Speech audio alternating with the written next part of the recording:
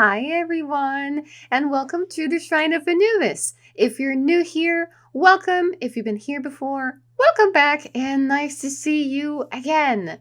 So, to continue with this series, today's topic is Godspousery, Godspouses, however you want to call them. First of all, why do I always show up in here with the same jacket or top? I don't know. But anyways, I'll be very frank with you. Hi, I'm Frank. No, never mind. Um, I have to be frank with you guys and say that I will not and have not read up on the term of Godspouse or Godspousery. Why? Because Anubis told me very clearly, if you have to read up on a guide about it, it means that you do not understand it. So that made me think, I probably will give biased information anyways if I try to follow a guide that I can read online based on somebody else's experience. So what I decided to do today is to tell you my perspective, again, unverified personal gnosis, or UPG, on what the term Godspouse means. And this is based on how many years? 6, 7, 8 years or so ago, when I was in the Tumblr community under Shrine of Anubis, which you can still find me because I abandoned the blog last year when I claimed it back, and I was very motivated to write, and I never did, but I am still under shrineofanubis.tumblr.com, which was basically supposed to be a blog of transcripts of these videos, but on Tumblr mode. That never happened. So maybe I'll get back into it at some point this year. But going back to the topic for this video, for this series, Godspouse. What does Godspouse mean? I will share with you my perspective. To me, in my personal experience and what I know and remember for the past 8 years or so, is that the term Godspouse implies a different connection with your deity that involves some sort of binding contract or spiritual marriage. Think of it as a nun who, I would say, gave up her life, normal life, whatever, to serve Jesus Christ. However, there's always been this element of, how can I say this in English words? Organized religion has always been sketchy for me and my liking, in the sense of people sacrificing their everything to serve somebody that tortures everybody that doesn't follow what they do. That's Christianity to me in a nutshell. Nobody can change my mind. I used to be Catholic over 11 years ago, and I left Catholicism thanks to Satanists that helped me to get out of that hellhole, so to speak. Not a good type of hellhole. But going back to the term Godspouse, it's sort of similar to a nun being in love with Jesus Christ and serving Jesus Christ, except that you are getting it on with your deity. Maybe, maybe not. Maybe that's not the type of relationship that you have with your god, goddess, unlike other devotees within the same pantheon or other pantheons. A Godspouse, in a nutshell, to me, symbolizes a romantic connection or / relationship, maybe both, to a deity. Maybe more than one, if that floats your spaceship. Now, how do you know if you are a Godspouse? I don't think it's that direct or how it happens. Usually there is a way. like a courtship, if that's the correct term in English, going on between you and your god or goddess. Usually, they give you signs that they want to initiate something more with you than just a connection between God and devotee, or goddess and devotee. So, in my case with Anubis, for the first 2 years or 3 of my connection with him, and yes, including the sexual aspect of it, it never really crossed my mind to become a God spouse. And a third point I want to make here is, how do you become a God spouse? And in what I've seen, I wouldn't say in my experience, but based on what I've seen other people do, is they know that their deity is courting them, is like inviting them into something more, a higher level in their connection. So this could imply Godspousery if both parties agree to that. Now, usually, based on what I've seen, when people get the signs that their deity wants them to be their God spouse, they do a ritual in real life where they marry each other. Now, I can't go into specifics because it does vary from devotee to devotee, pantheon to pantheon. Some people do a Celtic type of wedding between themselves and their deity. Other people do something more simpler. If you are a Christian witch, you might do it differently as well. So as you can see, there's a lot of variations in here. There's a lot of differences going on, and it's why I am being vague on purpose, because there is really no way to pinpoint exactly how to do the thing or exactly how to know the thing. Some deities are very direct, like Hades was with me in 2013. He wanted me to be his God spouse, but I had Anubis on the side. So I was with Anubis already, and something that happened that I did not know was that within the first year of me working with Anubis, there was a time, and this can happen as well, it doesn't have to be something physical, like a physical ceremony, but I did have, within the year of being a devotee of Anubis, I did have a out-of-body experience where I was marrying Anubis. And this was 2-3 years before I knew what the term God spouse meant. And in this experience, we are both sitting cross-legged, hovering slightly, like about a foot off the floor. And there is somebody in front of us saying something in another language that I cannot understand. And we both have like a crown of flowers around us, kind of like Hawaiian style or something like that.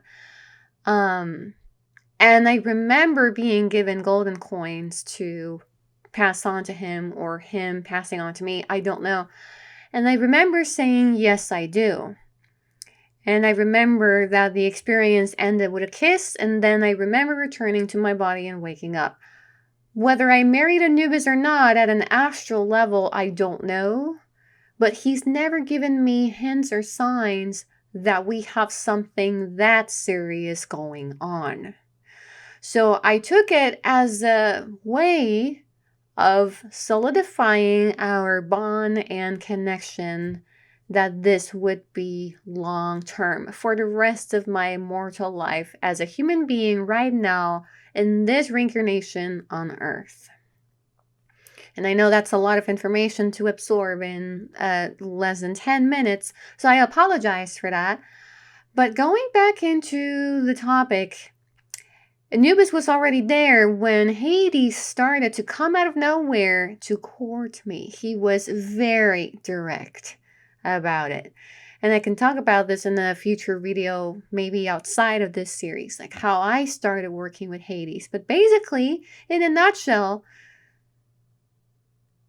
Charon, as I pronounce his name, the ferryman, looked for me during a dream because the Lord of the Underworld wanted to meet me. That's how it started. And it took me a while to figure out, about a month or two, to figure out who it was. And then eventually I found out that it was Lord Hades, to my surprise, out of everyone. And he was very direct with me. Very direct with me about his intentions. And even though I appreciated it, at the same time I was sketched out, like, why? Like, why me? So I was very close to doing a IRL, in real life, ceremony with Hades to become his Godspouse. Now, if I'm not mistaken, I think at the time Anubis intervened and said, no, she's mine. So my connection with Hades is still there, however, after so long, but it started to fade away as time went on. However, Hades is still there, and he confronts me from time to time to give me messages about certain people that I should be aware of or take care of against them. So Anubis and Hades are very similar in that aspect, in the sense that they warn me about dangers ahead. But Anubis is very territorial. So even though I was about to become Hades' Godspouse, it never happened. And the way that I was going to do it, besides the IRL ceremony, I was also going to tattoo his name over here. On my bicep, I think it's called. I don't know anatomy of the human body, so whatever. Because of a dream where he told me where to place that tattoo of his name. He even showed me the type of lettering that he wanted, and the size of it. It was very small, very delicate looking tattoo. Nothing happened. So whether it was convenient, I wouldn't label it like that, because Hades is not a bad god at all. He's just misunderstood for being an underworld god and being spooky and whatever. But he's just very confrontational, very direct, just like Anubis. Anubis can be gentle with you, and this will vary with you and your connection with either one of them or another deity.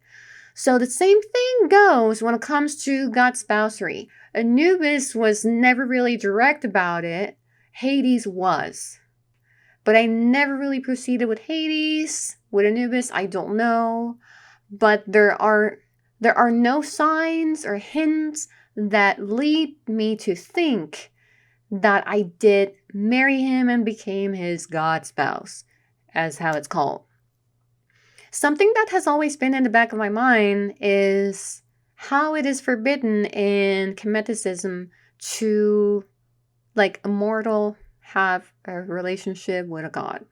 This is something that has always boggled my mind, and I have not found anybody that can tell me a direct answer about this topic. But having romantic connections with your deity seems to be very common, not just in this modern day, but way beyond a span of 100 years. So I'm talking about hundreds and hundreds of years ago, where people would dedicate their lives in temples to their deities. So in a way, it doesn't have to be a sexual relationship or connection to somebody, or a deity in this case, in order to love them and have something more sacred going on. Because some people have connections with their deities, but it's not that deep. They work together for certain things and rituals and whatnot, but that's it. They don't really go beyond that to have a in-depth and profound connection with the deity that they work with, or the demon that they work with, whoever you work with. Some people don't really go beyond the working phase, kind of like a colleague at the job, at the workplace. Some people work with their deities like that, like colleagues, so they don't really go beyond that. However, some people, you might feel described here, go beyond the superficial side of things. So, how do you know if you are being courted by a god or goddess who wants you to dedicate your life to them and be their lover? This is going to be a very vague response. And again, it depends on the person, it depends on the deity and the pantheon. You will know because they will be very direct with you. However, they never cross boundaries. They never force you to do anything. And they will never get pissed off at you or threaten you with anything if you do not do the thing. That's how you know if the energy is genuine or not. Anubis always respects my boundaries. He always respects my free will. He asks me for consent for anything. Yes, anything. And this is why I feel so safe with him. I know that some people feel intimidated by him, but I don't. I never was in the first place, ever since I met him. And eventually I was proven right. He is a very respectful deity. He doesn't cross boundaries. He doesn't push my buttons. He respects my free will, and he nudges me for consent. If he doesn't get a direct answer from me, he can get a little bit pushy because he doesn't like it when I leave him in between two answers. He wants me to be direct with me. I mean, with him, but also with myself. So thank you. Yes, I tend to not be direct with myself, and that can be an issue when it comes to giving out consent to other people. Because when you constantly ignore yourself, you are insulting yourself. When you ignore your own consent and your own boundaries and your own limits, you're insulting yourself. And that is also insulting to him. He does not like it when you lie to yourself, when you do something out of obligation. He loves honesty, not just with him, but with yourself. And this is something that I have to work on in myself as well. And this can go as well when it comes to Godspousery. There's a lot of competition. Many people fall into this trap that, oh, I want to also be a Godspouse. I want to be a cool kid. I want to be a cool pagan witch. And, I want to have my spiritual man somewhere. And no. You will get a spirit posing as a deity. If you don't know how to distinguish energy and spirits that are invasive, you will be in for a bad time here. And I feel I can talk more about this in the next video. How to differentiate the energies between the energies. Wow, English. Wow, my English is so expansive. But because I feel Godspousery is very, very broad, okay? There's a lot of ground to cover, and I feel that at this point I am just dumping all my thoughts all over the place into one video. So if you have 1 point or 2 points that you would like me to elaborate more on the next video, feel free to let me know down below in the comments section. I had to cut the video because I was running out of space in my computer. And also, I just realized how overloaded I am right now with information. So I want to apologize to you guys for doing this to you. And boom, word vomit question mark onto you. I apologize. I feel so bad right now. But initially, before I started this video, I was like, I don't think there's a lot for me to talk about because I don't know about the topic. So it's probably going to be a video less than 10 minutes long. It wasn't. So now I don't know what to do with all of this coming through. But as I was saying, the term God spouse is so broad now from this perspective in time that I feel there is a lot to talk about, a lot to address, and I had to address a couple points here and there in this video for you to have in mind, because there's a lot. You can feel free to pause this video, rewatch it again, maybe pause it again, take some notes, because I do understand it's a lot of information that I just dumped on you in 20 minutes. But something I want to say here, because I know that many of you are new to the topic of Godspouse.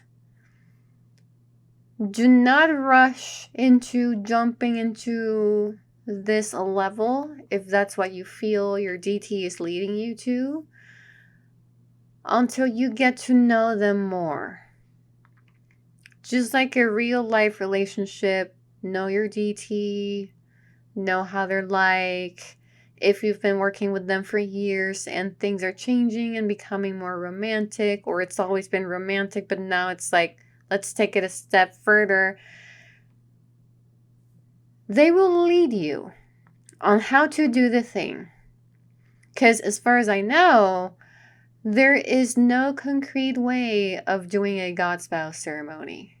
This is something personal between you and your DT or spirit. Some people marry spirits from past lives that have been with them. And this is a topic that not many people take seriously, and it's fine. Ask me if I give a shit. It's my life, and I do what I want with it, and I believe what I want. So, fuck the haters, honestly. But do not rush into it because, oh my God, everybody has a God as their man or husband, spirit husband or spirit wife or whatnot. No. At least in Tumblr, it's very easy to fall into that trap of competition among pagans. That is so fucking stupid. But it happens. It happens. And I'm not talking about teenagers. No. So do not fall into the trap of, oh, I want to be a Godspouse too.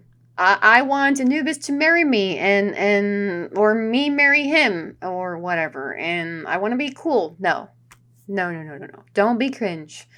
Don't be cringe. However, again, if you have been receiving the signs, whether from him or another one, and you've had this romance going on for quite some time, or maybe a sexual type of relationship with your DT, and you're feeling the call that they're hinting at you, hey, I want you to do a ceremony, something formal, something nice, or something small, but, intention is what counts anyways.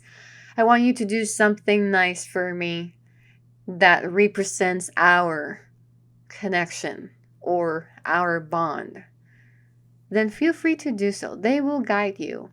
And I have seen comments, and I will get to them at the end of this series.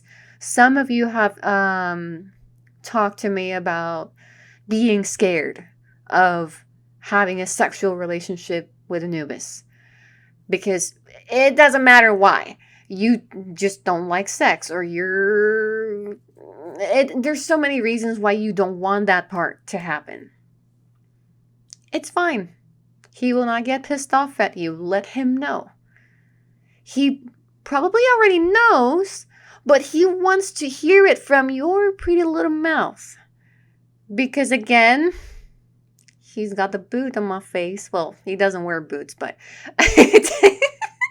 Technically, he's got his whole foot on my face for me to be honest about things, not just with him, but towards myself.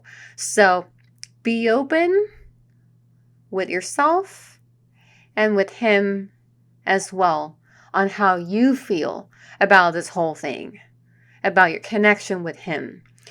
If you're afraid of the sexual part, let him know. If you're afraid because you've had trauma from things that have happened before, ask him for help to help you overcome this, to help you heal. Anubis will never force himself onto you.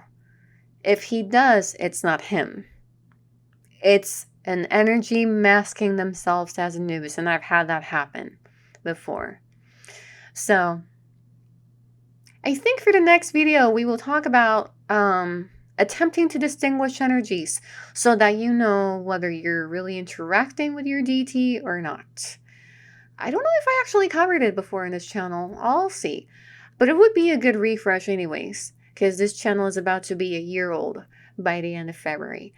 I want to see if there is anything else that I am missing right now. So in a nutshell, do not rush into jumping into a Godspouse relationship with your DT. Second, if they force themselves onto you, it's not them. It's another energy posing as them. Third, how to know if your path is being carved to be the path of a Godspouse. Your DT will let you know. There are guides on the internet that you can find of things to look out and watch out for. However, they never really apply to me. So I decided to discard that part as well from this video. Is it a bad thing to be a Godspouse or not to be one? No. You don't need to be a Godspouse to be worthy of a deity's love. You do not need to be a Godspouse. And if you're not a Godspouse, you're not any less loved. And if you are a Godspouse, do not think of yourself above others, because Anubis will take care of letting you down.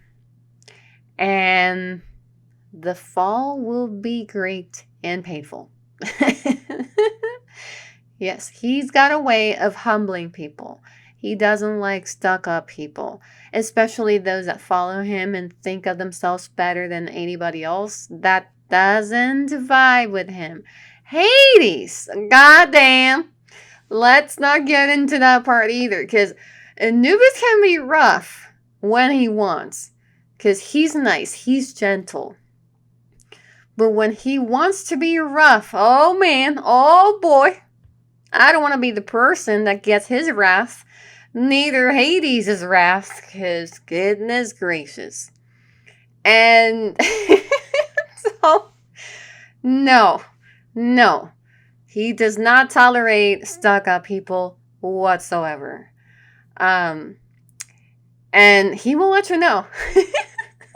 Trust me when I say that. And I laugh because I've seen some funny-ass scenarios happen with this very thing. So, I feel sorry. I feel so sorry. Actually, I'm not sorry. I'm kidding. Well, maybe I'm not. It's up to you to guess in the comments. So, I think I'll stop it here because it's been way too long now. 30 minutes, yikes, of a video that I did not think I had anything to talk about. I did. Spoiler alert. So, I know you're overloaded with information. That's fine. Take it slow. Watch this video in parts if you want. And the information hopefully will get more clear for you, hopefully. If you want me to address something from this video in a more condensed one, a separate one, within this series, but within this topic of Godspousery, let me know down below in the comments section what you think do you have questions or concerns or doubts that you would like me to address even further on next week's video? Because next week's video is in the air, guys. It's in the air. I don't know what's going to happen because I did not expect to talk so much on today's video. So I had another plan. That's out the window, pun intended, because, you know, let me know what you think. I am very curious to get your feedback. And again, as always, all the questions that I have received on previous videos outside the series and on this series, I will be addressing all those questions and feedback at the end of the series, which I'll do a Q&A where I'll address all your questions, or I'll just turn them into separate videos. We'll see how it goes. But in the meantime, let me know what you think down below in the comments section. I am super curious and starving for what you have to say. And before I let you go, do not forget to subscribe to the channel, click on the bell button, and click on see all so that you can get all the notifications of any future uploads that I'll be making on this channel. So thank you guys so much for watching, and I'll see you soon. I'll see you. I'll talk to you. I feel that I am alternating a lot, but yeah, I'll see you and I'll talk to you soon. Bye-bye.